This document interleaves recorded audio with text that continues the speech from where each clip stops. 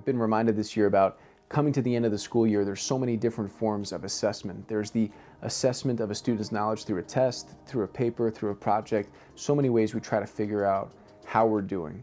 And spiritually speaking, we need to do the same thing. We need to examine like how we're doing, assess how we're doing in our relationship with God.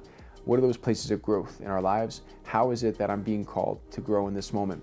One of my favorite phrases that I picked up and I learned and I heard so many times in the seminary is that phrase or that term, the idea of ongoing conversion. Conversion, sometimes we think about it like the big St. Paul moment, when like a big flash of light comes from the sky, we hear a booming voice and our lives do a 180. And there's definitely conversion moments like that, and some people experience conversion moments like that. Praise God, that's awesome. But, along with that, and sometimes not even with that, like we're all called to ongoing conversion. No matter who we are or how long we've been in it or what we're doing, we're all called to every day say, how can I do better and better? How can I grow? What does the Lord want from me in this moment?